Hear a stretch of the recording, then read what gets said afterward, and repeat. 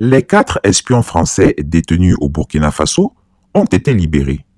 Chris Yapi l'avait prédit. Chers abonnés, je vous pose une question en toute sincérité. N'ai-je pas été le seul à affirmer ici, contrairement à toute la presse internationale, que la libération des 2 gendarmes ivoiriens n'était pas due à la médiation togolaise, mais plutôt à celle du Maroc? Deuxièmement, n'ai-je pas également déclaré que c'était la France qui était derrière ces démarches? Troisièmement, n'ai-je pas prédit qu'après la libération des 2 gendarmes ivoiriens, ce serait au tour des 4 espions français? Sur tous ces points, ai-je eu tort? Aujourd'hui, un article du journal Le Figaro confirme clairement mes propos. Emmanuel Macron a effectivement appelé le roi du Maroc pour le remercier. Je vous invite à écouter cet article pour en juger par vous-même. Burkina Faso, 4 Français détenus ont été libérés. Selon l'Élysée, Emmanuel Macron s'est entretenu avec le roi du Maroc afin de le remercier de la réussite de la médiation qui a rendu possible la libération de nos 4 compatriotes retenus depuis un an au Burkina Faso. 4 fonctionnaires français accusés d'espionnage et détenus depuis un an au Burkina Faso ont été libérés, a appris jeudi l'AFP auprès de la Direction générale du renseignement extérieur français, DGSE, qui confirmait des informations de la presse marocaine. Le président Emmanuel Macron s'est entretenu hier, mercredi 18 décembre 2024, au téléphone avec Sa Majesté le roi Mohamed VI, roi du Maroc, afin de le remercier chaleureusement de la réussite de la médiation qui a rendu possible la libération de nos 4 compatriotes retenus depuis un an au Burkina Faso, a réagi l'Élysée.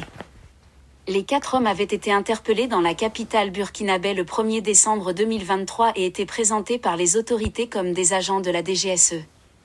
Une source diplomatique française avait alors indiqué qu'il s'agissait de 4 fonctionnaires, détenteurs de passeports diplomatiques et de visas, mais elle avait rejeté les accusations selon lesquelles ces techniciens auraient été envoyés au Burkina Faso pour d'autres motifs que leur travail de maintenance informatique. Depuis, les autorités françaises étaient restées discrètes sur le sort de ces 4 Français. Les relations entre la France et le Burkina se sont considérablement dégradées depuis l'arrivée au pouvoir en septembre 2022 du capitaine Ibrahim Traoré, par un coup d'État, le 2e en 8 mois.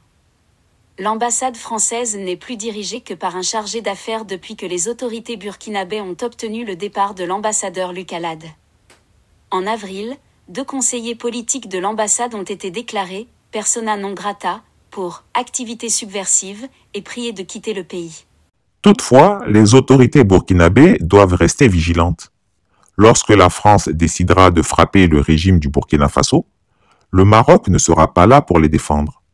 Rappelons-nous que Mouammar Kadhafi, dans un souci d'apaisement, avait financé la campagne électorale de Nicolas Sarkozy. Mais lorsque le moment est venu pour la France de frapper la Libye, personne ne s'est interposé.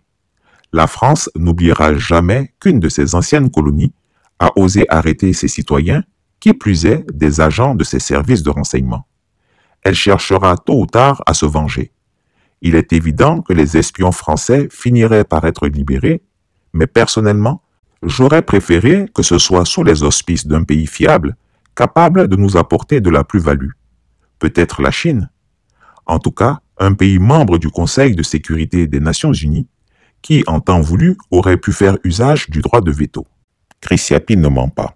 Retrouvez Chris Yapi sur ses 2 chaînes YouTube, sa chaîne Rumble, ses comptes TikTok, X, Instagram, VK et Threads.